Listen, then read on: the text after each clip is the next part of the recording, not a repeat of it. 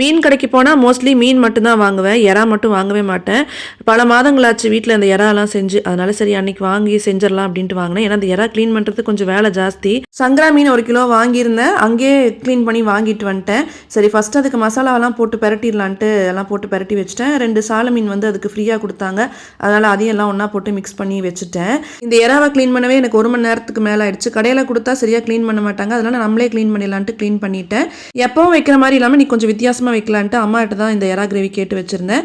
எப்படின்னு பார்க்கலாம். சட்டியில எண்ணெய் சூடானதும் சின்ன துண்டு பட்டை, 2 கிராம்பு, கொஞ்சமா சோம்பு சேர்த்திட்டு கட் பண்ணி வச்சிருக்கிற பெரிய வெங்காயத்தை சேர்த்து வதக்கி விட்டுக்கலாம். அதை வதங்கிட்டு இருக்கிற கேப்ல ஒரு பேஸ்ட் அரைக்கணும். சின்ன மிக்சர் ஜார்ல 1/2 கை அளவுக்கு சின்ன வெங்காயம், 4-5 துண்டு இஞ்சி, 4-5 பல் பூண்டு, கொஞ்சமா சீரகம், கொஞ்சம் மிளகு இதெல்லாம் சேர்த்து தண்ணி ஊற்றி நல்லா பேஸ்ட் அரைச்சு வச்சுக்கலாம். வெங்காயம் நல்லா வதங்கினதுக்கு அப்புறம் ஒரு மீடியம் சைஸ் தக்காளி கட் பண்ணி வச்சிருந்தா அதையும் சேர்த்திக்கலாம். கொஞ்சம் மஞ்சள் தூள், 1.5 ஸ்பூன் அளவுக்கு குழம்பு மிளகாய் தூள், 1 ஸ்பூன் அளவுக்கு தனியா தூள் சேர்த்திட்டு ஒரு 1/2 ஸ்பூன் அளவுக்கு கரம் மசாலா தூள், அப்புறம் தேவையான அளவுக்கு கல்லுப்பு சேர்த்து நல்லா வதக்கி விட்டுக்கலாம். கொஞ்சம் அடியில் பிடிக்கிற மாதிரி இருந்தால் லைட்டாக தண்ணி சேர்த்திக்கோங்க. இப்போ இந்த மசாலா நல்லா வதங்கிடுச்சு, பச்சை வாசனை எல்லாமே போயிடுச்சு. இப்போ நம்ம அரைச்சி வச்சிருக்கிற இந்த பேஸ்ட்டை உள்ள ஆட் பண்ணிக்கலாம். நல்லா மிக்ஸ் பண்ணி விட்டுட்டு கொஞ்சமாக தண்ணி சேர்த்திக்கோங்க.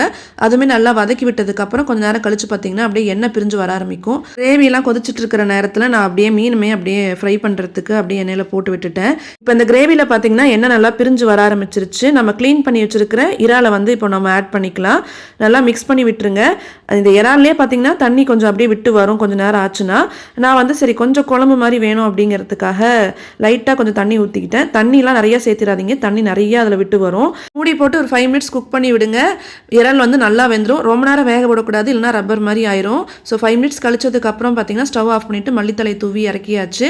ஜம்முன்னு இன்னைக்கு ஒரு நான்வெஜ் லஞ்சும் ரெடி ஆயிடுச்சு. ஒயிட் ரைஸ், இறால் கிரேவி, அப்புறம் நம்ம பொரிச்சு வச்சிருக்கிற இந்த சங்கரா மீன். இனி இவங்க எல்லாத்தையும் ஒருத்தரா பிளேட்ல அப்படியே இறக்கிற வேண்டியதான். எனக்கு வந்து இந்த கிரேவி கரெக்டான ஒரு கன்சிஸ்டன்சியில் வந்துருந்துச்சு. அன்னைக்கு தான் அந்த இறால் கிரேவி டிஃப்ரெண்ட்டாக ட்ரை பண்ணி பார்த்தேன்.